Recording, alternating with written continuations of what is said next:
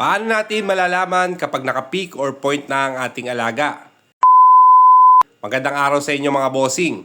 Ngayon po ay may share ako sa inyo na karanasan ko sa pagpo-point ng ating mga alaga base sa mga kilos nila o pag-uugali or sa kanilang ipot. Unang-una ho, ito ay isang pamamaraan ko at lahat ng handler ay nirerespeto ko po sa bawat abilidad at diskarte nila. Maraming salamat po. Alam nyo ho mga bossing, ang salitang peak or pointing or point na tinatawag natin ay dapat masakto natin ang ating mga alaga sa oras ng kanilang mga laro. Pero hindi naman kadalasan ay talagang nasasakto natin. Minsan talaga may delay sa school nila. Kaya ang pagpapoint po ay para ho sa akin ay may delay talaga. Walang saktong point. Pero may pamamaraan tayo para tulungan natin sila at basihan ang mga kilos or pag-uugali nila at sa ipot nila. Ako ho, ganito na lang ang ginagawa ko na pamamaraan. Sa araw ng kanilang mga exam, di ba ho ay lagi tayo nagbababa, nagpapatae or nagpapagalaw lang saglit.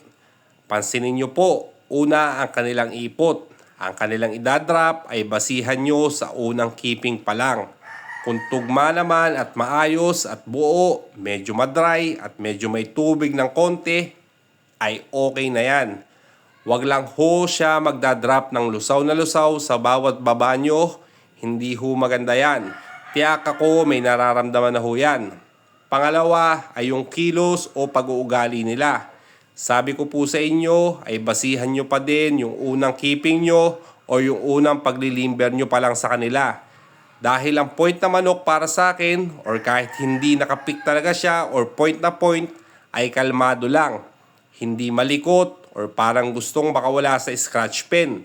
Yung pagkakalma nila ay listo yun. Kalmado, hindi stress at maayos. At yung mga mata nila ay talagang parang luwang-luwa at malinaw na malinaw ang kanilang mga mata. At sanay sa ilaw, hindi eka bulinaw yan. Ibig sabihin, listo sila pag ganyan. Kaya sinasabi ko sa inyo, basihan nyo ang unang limber nyo pa lang. Dahil yung unang limber pa lang nyo mga bossing, ay nandun pa yung training nyo na binibigay.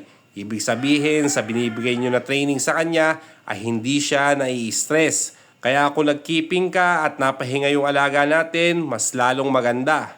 Kaya ang pagpo-point po ay masasabi ko sa una pa lang, pag-aralan nyo na, para sa keeping ay siguradong madali nyo na makabisado ang inyong mga alaga at para maka-adjust na kayo agad kung stress ba sila or may lagnat or may nararamdaman sa kanilang mga katawan. Kaya ang pointing napaka-importante sa pag-aalaga natin. Diyan natin babasihin kung maglalaro sila ng maayos. Maraming salamat po mga bossing. God bless po. Pakishare po ang ating video. Thank you.